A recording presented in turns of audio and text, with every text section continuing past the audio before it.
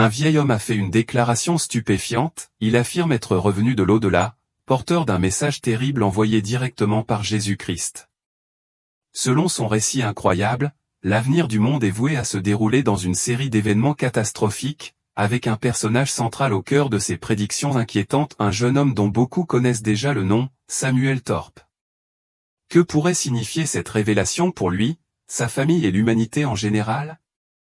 Ensemble, approfondissons ces prophéties effrayantes et étudions ce que le vieil homme prévoit pour l'année 2025. L'histoire se déroule dans une ville tranquille et sans prétention où la vie était simple et prévisible. L'homme au centre de ce récit, Edward Wells, a passé toute sa vie à mener une existence humble.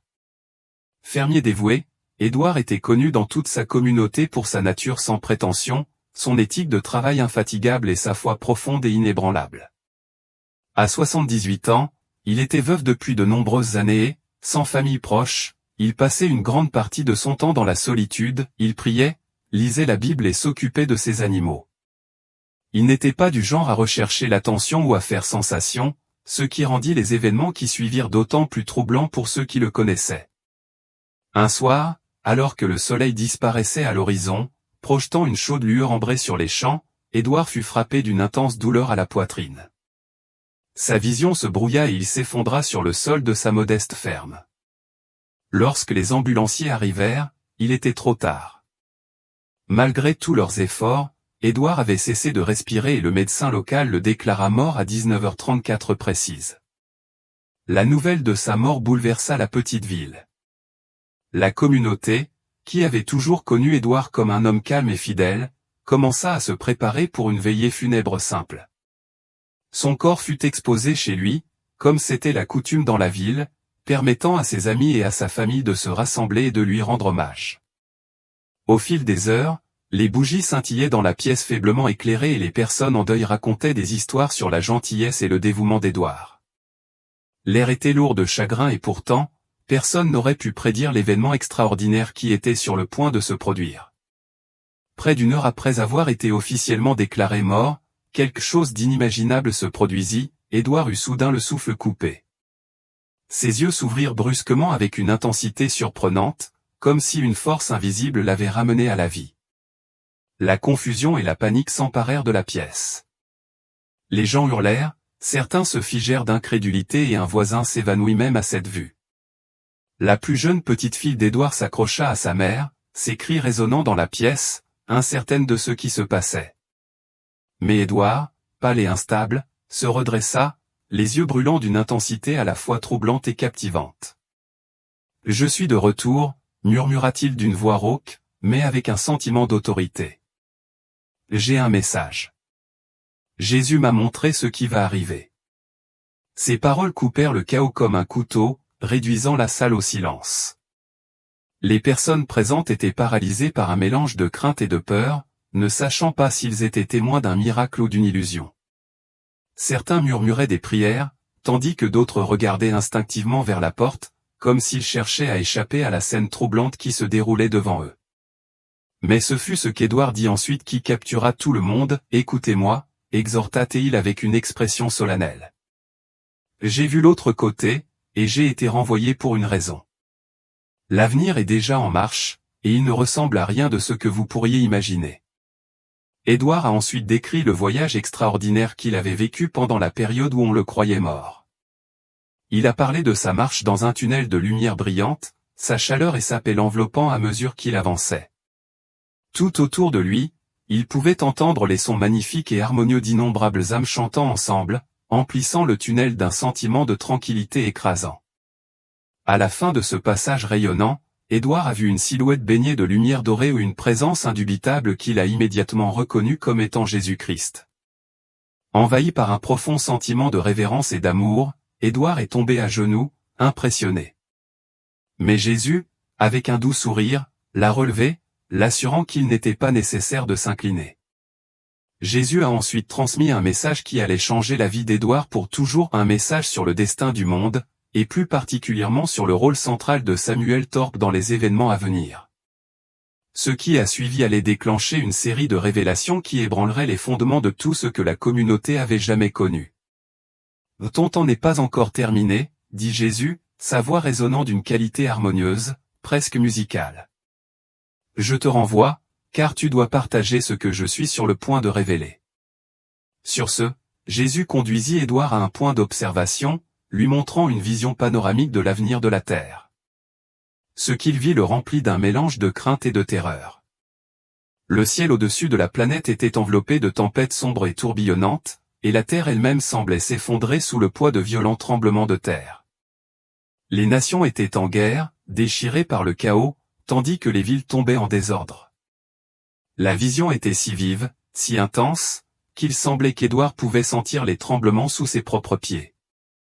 Au milieu de cette scène apocalyptique, une jeune silhouette se détachait, sa silhouette se détachant sur un fond d'ombre tourbillonnante et d'éclairs.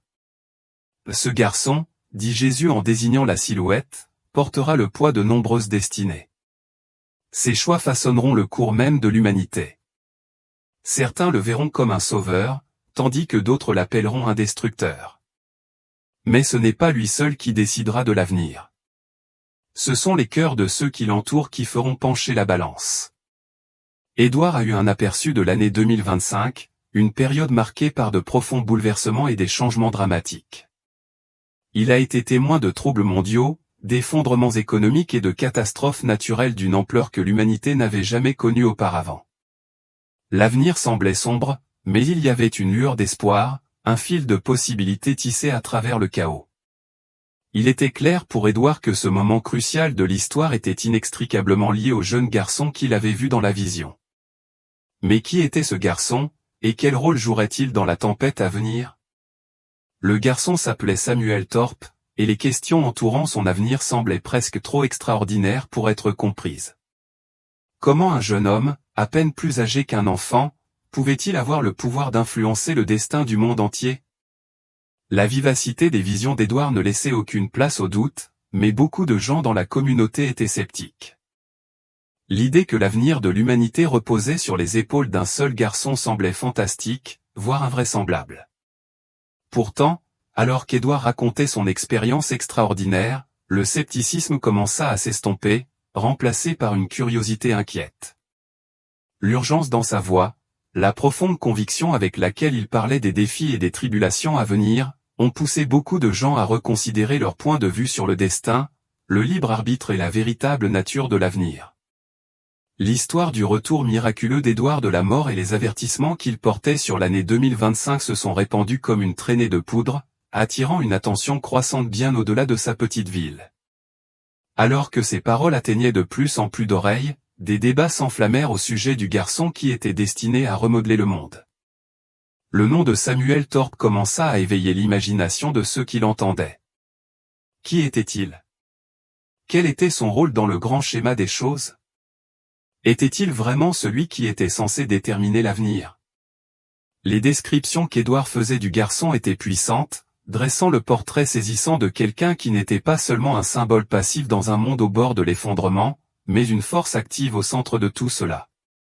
Le garçon, Samuel, était pris entre les forces lumineuses et obscures du monde, forcé de prendre des décisions qui pouvaient soit sauver l'humanité, soit la condamner.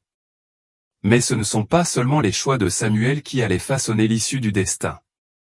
Édouard a souligné à maintes reprises que ce seraient les gens qui l'entouraient, ses alliés et ses adversaires qui joueraient un rôle central pour déterminer si l'avenir devait être un avenir d'espoir ou de destruction.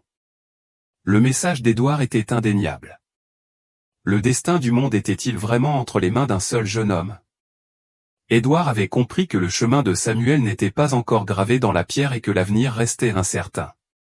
Mais il y avait une chose dont Édouard était sûr, l'influence de Samuel serait indéniable.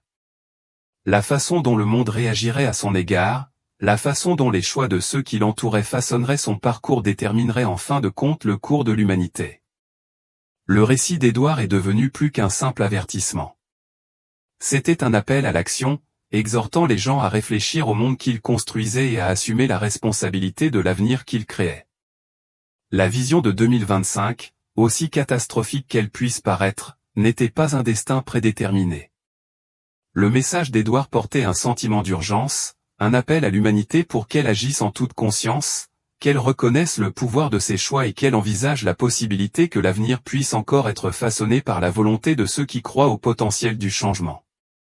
La question se posait alors, était-ce là l'avenir qui attendait l'humanité, un avenir défini par les choix d'un seul garçon, un avenir qui n'avait pas encore été écrit?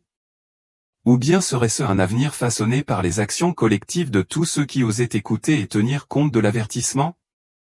Au fur et à mesure que les paroles d'Édouard se répandaient, elles devenaient un catalyseur de réflexion, un défi lancé à l'humanité pour qu'elle reconsidère ses hypothèses sur le destin, le libre arbitre et le cours de l'histoire.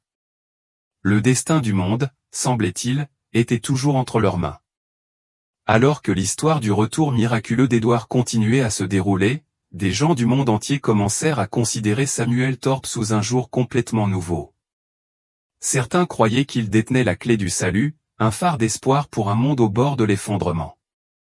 D'autres, en revanche, craignaient l'immense pouvoir qu'il pouvait exercer, terrifiés par ce que ses choix pourraient apporter.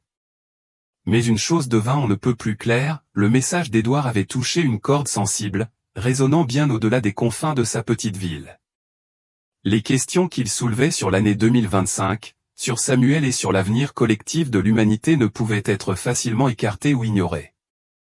Le monde, en proie à l'incertitude, observait et attendait. Que se passerait-il dans les années à venir? Le garçon qu'Édouard avait vu dans ses visions accomplirait-il la prophétie du salut ou deviendrait-il le signe avant-coureur de la destruction? Seul le temps révélerait la vérité, mais les paroles d'Édouard résonnaient dans l'esprit de tous ceux qui les entendaient, laissant un profond sentiment de malaise. L'avenir, semblait-il, était loin d'être certain et l'histoire était loin d'être terminée. Pour ceux qui écoutaient, une question se posait au-dessus de toutes les autres, que signifiait pour Samuel Thorpe, un jeune homme qui avait passé la majeure partie de sa vie loin des regards du public, d'être soudainement propulsé dans un rôle aussi monumental et prophétique? Était-il conscient du destin que les visions d'Édouard lui avaient prédit? Et peut-être la question la plus pressante de toutes, y avait-il un moyen de se préparer aux défis qui l'attendaient, aux événements tumultueux de 2025? Édouard était convaincu que les actions de Samuel en 2025 ne seraient pas uniquement déterminées par le destin ou la prophétie, mais seraient le reflet des choix collectifs de l'humanité menant à ce moment. Nous sommes tous complices de ce qui se passera ensuite, déclarait-il souvent, la voix lourde d'urgence. Le garçon est un vaisseau, mais c'est nous qui le remplirons, soit de lumière, soit d'obscurité. Malgré sa ferme conviction, Édouard n'était pas aveugle aux incertitudes entourant l'avenir. Il admettait que les visions qu'il avait reçues étaient souvent floues, changeantes comme l'eau d'un ruisseau. C'est comme si nous étions à un carrefour, expliquait-il, les sourcils froncés par la réflexion. Le chemin n'est pas encore tracé, mais le temps presse. Chaque décision que nous prenons, aussi petite soit-elle, façonne le monde dont Samuel héritera. Dans les jours et les semaines qui suivirent les révélations d'Édouard, sa ville autrefois calme devint un centre de débat et de spéculation. Certains ont considéré son histoire comme le récit d'un homme qui avait échappé à la mort, fruit du délire ou de la vieillesse. Mais d'autres ont été profondément touchés par la sincérité de ses paroles et la vivacité de sa vision.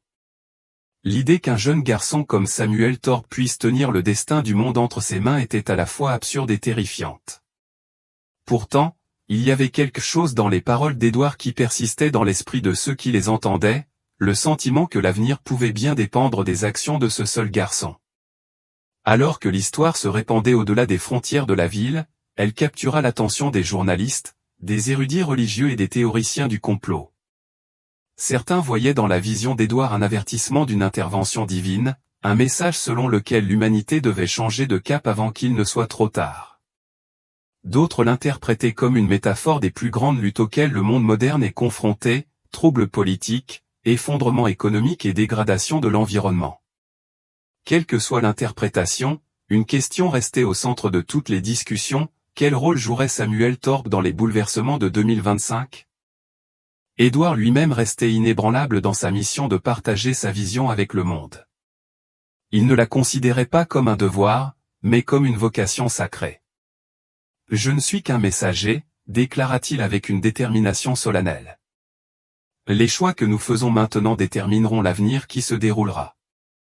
Le garçon, Samuel, sera la boussole qui nous guidera, que ce soit pour le meilleur ou pour le pire.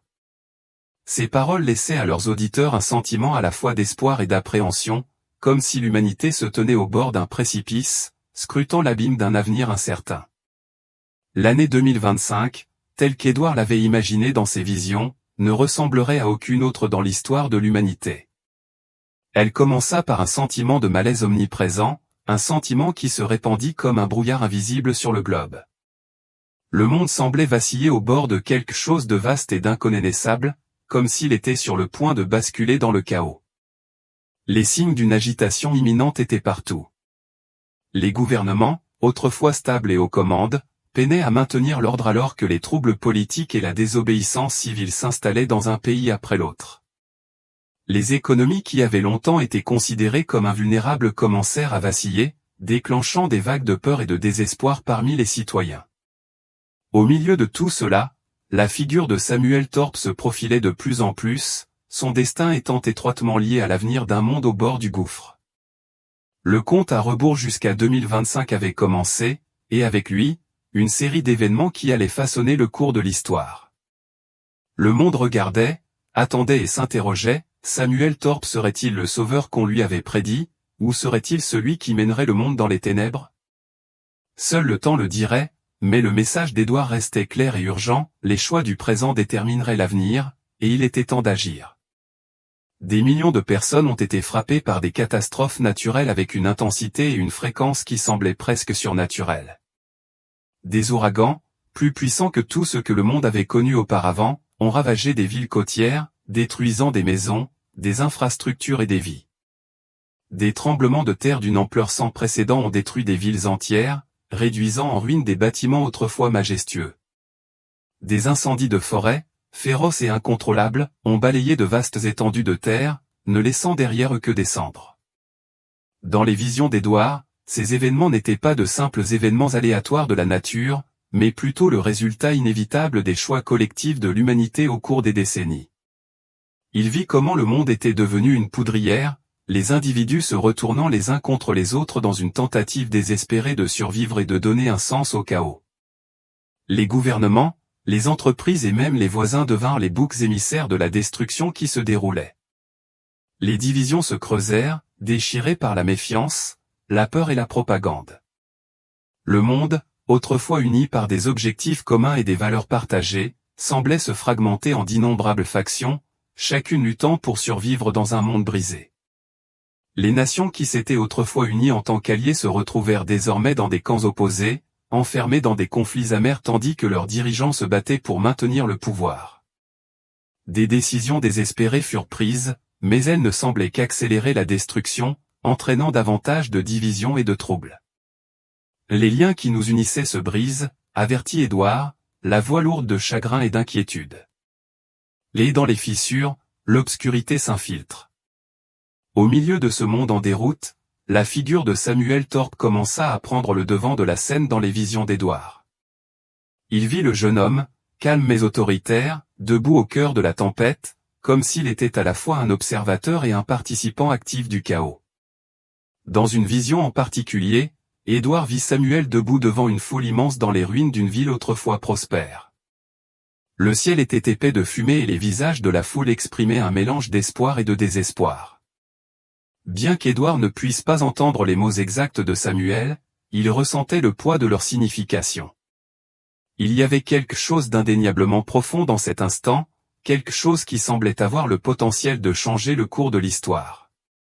C'était un moment d'une immense importance, un tournant critique où l'avenir pouvait pencher vers la rédemption ou la ruine totale.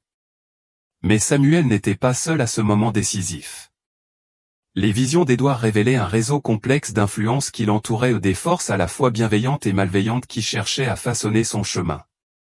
Parmi ces personnages se trouvaient ceux qui cherchaient à guider Samuel avec sagesse et compassion, des personnages baignés de lumière, apparaissant souvent comme des protecteurs et des mentors. Ces individus croyaient au potentiel de Samuel pour sortir l'humanité de ses heures les plus sombres, travaillant sans relâche pour le préparer aux défis monumentaux à venir. Ils voyaient en lui l'espoir d'un monde meilleur, un avenir où les morceaux fracturés de l'humanité pourraient être réunis.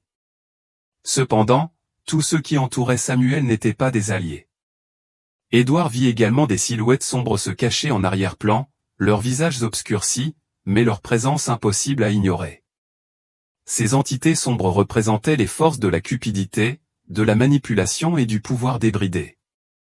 Elles murmuraient des tentations à l'oreille de Samuel, lui offrant les moyens de contrôler le chaos et de plier le monde à sa volonté. Leurs promesses étaient séduisantes, mais leur véritable motivation était sinistre, expliqua Édouard, la voix teintée d'appréhension. Ils le voient comme la clé de leur domination. S'ils parviennent à l'influencer, ils pourront influencer le destin du monde. Au fil des visions, Édouard vit des moments de profond conflit intérieur chez Samuel. Le jeune homme semblait déchiré, luttant entre le chemin de la lumière, guidé par l'altruisme et l'espoir, et l'attrait sombre du pouvoir et du contrôle.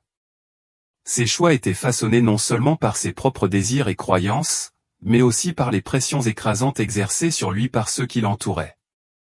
Dans une vision saisissante, Édouard vit Samuel debout devant une énorme porte ornée, dont la surface brillait de la promesse d'un pouvoir incalculable. Derrière la porte se trouvait le moyen de remodeler le monde, de le plier à sa volonté. Mais l'ouvrir avait un prix terrible, le sacrifice de son innocence et de son intégrité. Il hésita, se rappela Édouard, la voix lourde du poids du moment. Et dans cette hésitation, j'ai vu le poids du monde peser sur lui. Il connaît les enjeux, mais il n'est qu'un humain. Les choix auxquels Samuel était confronté n'étaient pas faciles. Il ne s'agissait pas simplement d'une question de bien contre le mal, de lumière contre l'obscurité, mais d'un réseau complexe de dilemmes moraux, chacun avec ses propres conséquences.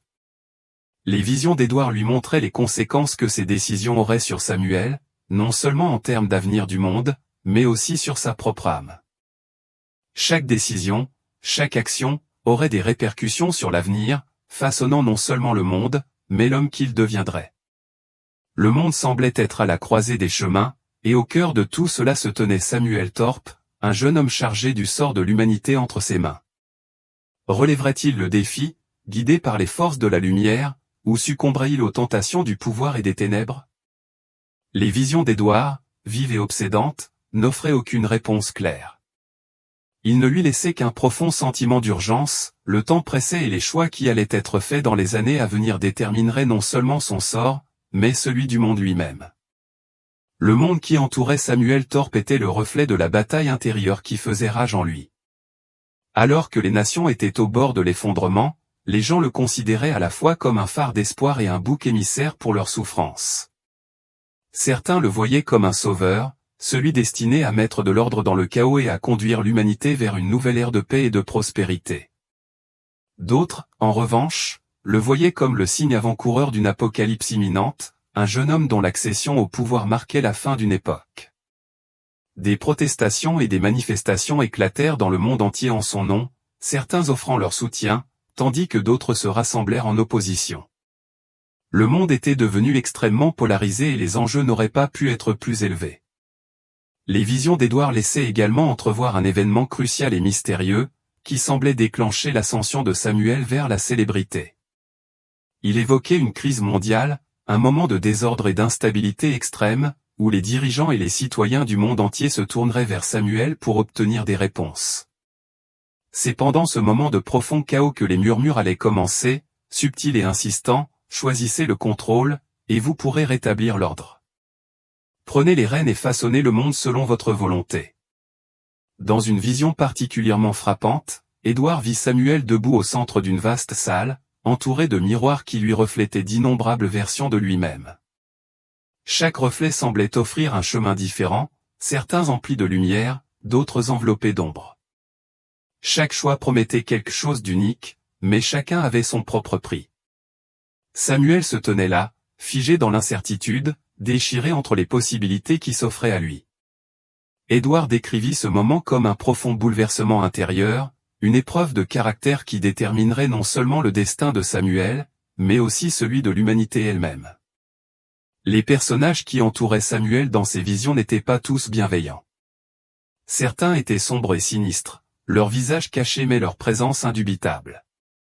Ces entités, croyait Édouard, étaient les véritables architectes du chaos, des manipulateurs qui travaillaient dans l'obscurité, tissant leur toile d'influence et de contrôle. Leurs murmures n'étaient ni forts ni explicites, ils étaient subtils, insidieux, semant les graines du doute, de la peur et du désir dans l'esprit de Samuel. Ils profitaient de sa vulnérabilité, de son incertitude et des peurs de ceux qui l'entouraient, créant un environnement où leur influence pouvait se développer sans que personne ne s'en aperçoive jusqu'à ce qu'il soit trop tard. Ils ne parlent pas ouvertement, expliqua Édouard, la voix lourde de conviction. Ils travaillent dans l'ombre, tirant les ficelles sans que personne ne s'en aperçoive jusqu'à ce qu'il soit trop tard. Ils voient Samuel comme un vaisseau, un moyen de diriger le monde dans leur direction. S'ils parviennent à l'influencer, ils peuvent influencer le destin de tous. Le contraste entre la lumière et l'ombre était frappant. Pour chaque force obscure, il y avait une contre-force de lumière, des personnages qui semblaient guider Samuel avec compassion, sagesse et intégrité. Ces personnages, radieux et sereins, étaient les protecteurs qui se tenaient comme les gardiens de la vérité. Contrairement aux personnages de l'ombre, ils ne murmuraient pas ou ne manipulaient pas, ils se tenaient simplement comme des phares de lumière, offrant à Samuel la force de résister à l'obscurité et de rester fidèle à sa boussole morale. Ce sont des gardiens, dit Édouard, un sentiment d'espoir se glissant dans sa voix. Ils ne peuvent pas mener la bataille à notre place, mais ils peuvent nous rappeler qui nous sommes vraiment. Ils nous rappellent le pouvoir de nos choix, la capacité de choisir l'amour plutôt que la peur, l'unité plutôt que la division. Dans une vision puissante, Édouard vit Samuel entouré à la fois de lumière et d'ombre, chaque force l'attirant avec la même intensité. La lumière murmurait l'espoir, la compassion et la force de diriger sans succomber à l'ego. Les ombres, au contraire, promettaient le contrôle, le pouvoir et la capacité de remodeler le monde selon ses désirs.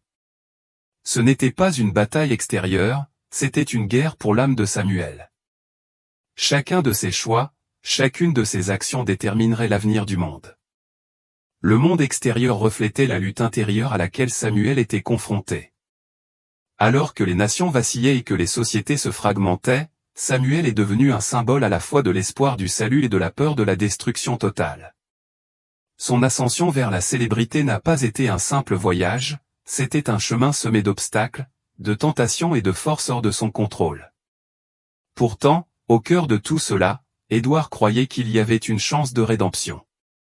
Il a le pouvoir de nous unir, déclara Édouard avec une résolution tranquille. Mais seulement si nous le lui permettons. Seulement si nous pouvons mettre de côté nos divisions et croire en quelque chose de plus grand. L'année 2025 se profilait comme un moment critique de l'histoire. Comme Édouard l'avait vu dans ses visions, c'était une année où le monde allait soit relever le défi de sa propre autodestruction, soit accepter la possibilité d'un renouveau. Les choix faits dans les années à venir détermineront l'avenir, avertit Édouard. Ces choix, en particulier ceux impliquant Samuel, seront le point de bascule. Allons-nous nous élever vers la lumière, ou tomberons-nous dans l'obscurité? La question qui persistait, obsédante et urgente, était la suivante, l'humanité choisirait-elle le chemin de l'espoir, guidée par des dirigeants comme Samuel, qui pourraient inspirer le changement, l'unité et la compassion? Ou le monde succomberait-il aux forces les plus sombres, manipulées par des personnages obscurs qui cherchaient à diviser et à contrôler? L'avenir, insistait Édouard, n'était pas prédéterminé ou il était façonné par la volonté collective de l'humanité. Chaque choix, chaque action, avait le pouvoir de changer le cours de l'histoire. Alors qu'Édouard concluait son récit, ses auditeurs se retrouvaient avec plus de questions que de réponses. La route à suivre était incertaine, mais le poids de son message était indéniable.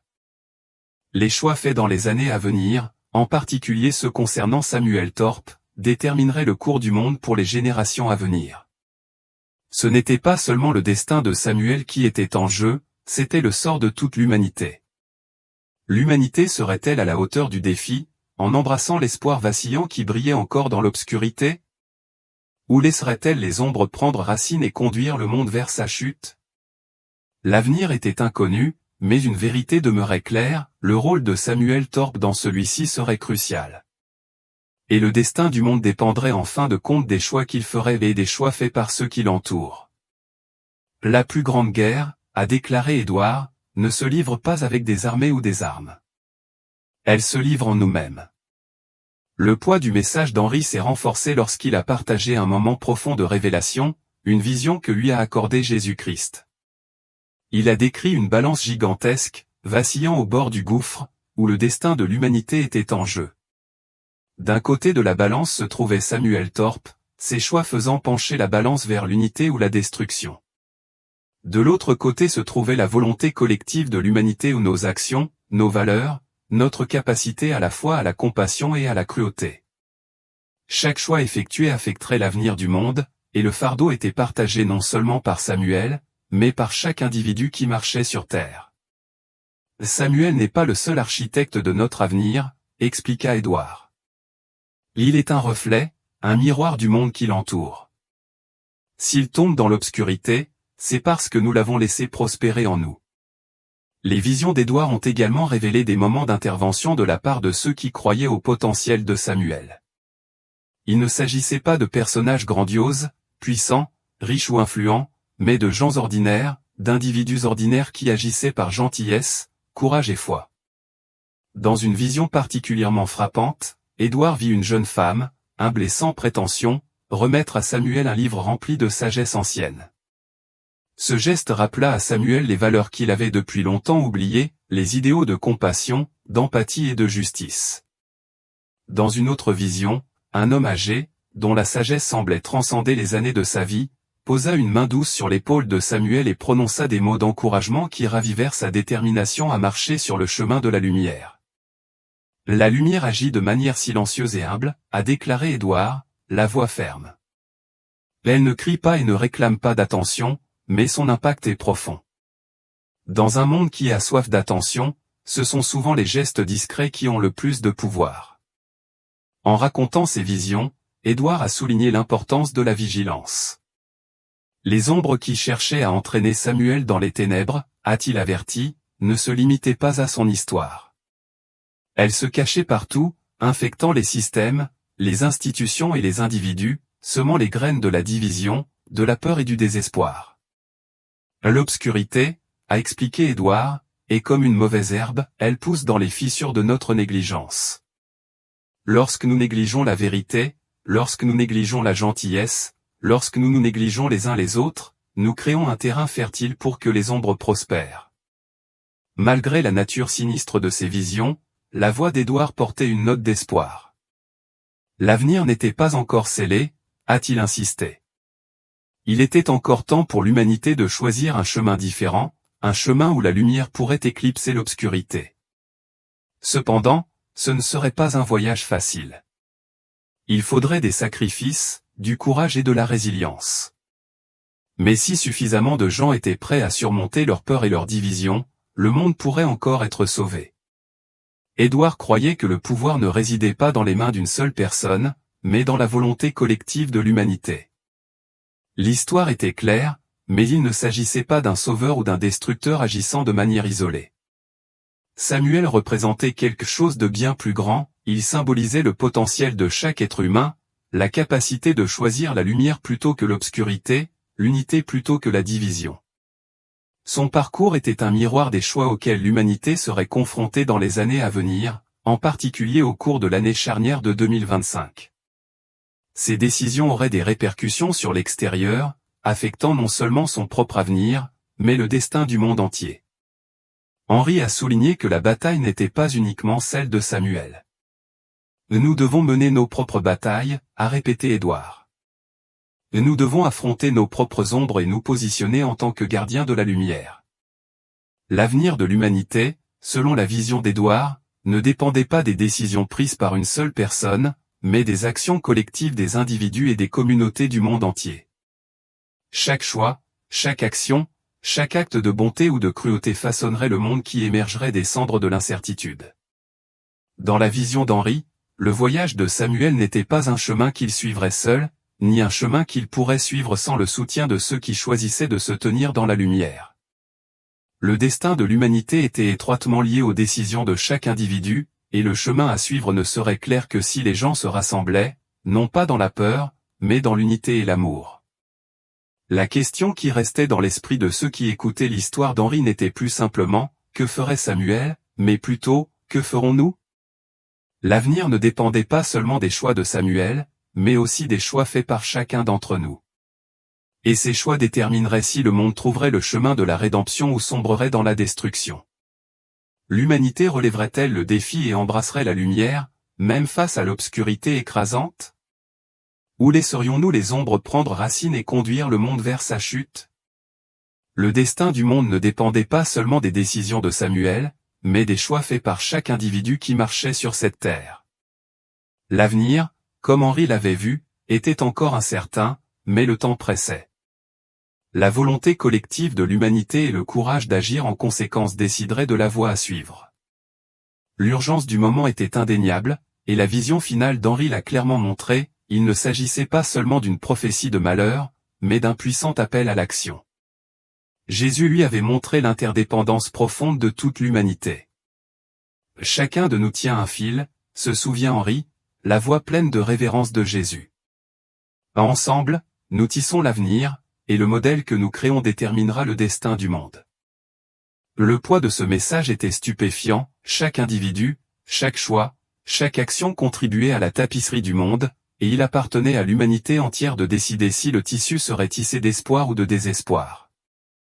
Dans cette optique, le rôle du baron Trump dans les événements qui se déroulaient n'était pas un fardeau isolé. Il était plutôt le reflet d'une lutte humaine plus large. Il incarnait la bataille entre la lumière et les ténèbres, l'espoir et le désespoir, l'unité et la division. Pourtant, Henri était catégorique, ce conflit n'était pas propre à Baron. C'était une bataille que chaque individu devait mener en lui-même. La véritable question était de savoir si les gens allaient affronter leurs ombres et choisir d'agir avec amour, compassion et courage, ou s'ils allaient se détourner, laissant la peur et la division façonner leur monde. Jésus, dans ses conseils, avait souligné l'importance de la préparation, mais pas au sens conventionnel du terme. Les tempêtes arrivent, avait-il dit à Henri, d'un ton à la fois sombre et résolu. Mais les tempêtes ne détruisent pas ceux qui sont enracinés dans la foi, la compassion et l'unité, elles les renforcent. Ce n'était pas un avertissement pour accumuler des ressources ou se fortifier contre les calamités physiques, c'était plutôt un appel à développer la résilience intérieure. La force ne viendrait pas de mesures extérieures, mais d'une force intérieure, d'une préparation spirituelle et émotionnelle qui permettrait à l'humanité de traverser les moments les plus sombres. Un élément clé du message d'Henri était le danger de la complaisance. Ces visions ont révélé comment les distractions, la colère, la cupidité, la peur et l'apathie ont permis aux forces des ténèbres de devenir plus fortes.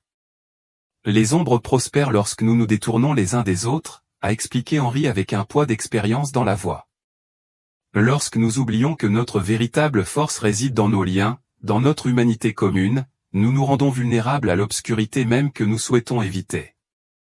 Ces distractions, bien que minimes en apparence lorsqu'elles sont isolées, ont créé des fissures dans les fondations de la société, permettant à la division, à la manipulation et à la haine de s'infiltrer et de se propager. Les ombres, a observé Henri, n'étaient pas de simples forces extérieures, mais des manifestations de la division et de la discorde au sein des individus eux-mêmes. Les forces qui cherchaient à diviser l'humanité prospéraient en l'absence d'unité, en l'absence de compassion. Lorsque nous considérons les autres comme des autres, lorsque nous oublions la lumière commune qui nous lie tous, les ombres gagnent du terrain, a-t-il averti. Mais lorsque nous nous unissons, lorsque nous affrontons nos peurs et agissons avec amour, nous sommes plus forts que les ténèbres. Nous sommes les gardiens de la lumière. La vision d'Henri était claire, la route à suivre n'était pas préétablie. L'avenir pouvait encore être façonné par les choix collectifs de l'humanité. La bataille entre la lumière et les ténèbres ne se limitait pas à un individu, ni à un moment précis de l'histoire. C'était une lutte permanente dans chaque cœur, chaque communauté et chaque nation. Le pouvoir de changer le cours des événements ne résidait pas dans l'attente d'un sauveur, mais dans le choix d'agir chaque personne, chaque choix, chaque lien faisant une différence. La question, insistait Henri, était de savoir si l'humanité serait à la hauteur de ce défi. Les gens choisiraient-ils d'accepter leur humanité commune et de créer un monde d'unité et de compassion? Ou laisseraient-ils la peur, la division et l'égoïsme dicter l'avenir? Les enjeux étaient plus élevés que jamais, et l'issue de cette bataille où le destin du monde était entre les mains de chaque personne, chacune tenant son propre fil dans la grande trame de l'avenir. Ce n'est qu'ensemble, unis dans un but commun, que l'humanité pourrait espérer affronter les tempêtes à venir et en sortir plus forte, et non brisée. En fin de compte, le message d'Henri n'était pas un message de désespoir, mais un message de possibilité. C'était un appel à l'action, un rappel que même si les défis à venir étaient immenses, la force de les surmonter résidait en chacun de nous. La lumière était toujours présente, attendant d'être accueillie, et ensemble, l'humanité avait la force de la choisir si seulement elle se rappelait que leur destin était lié.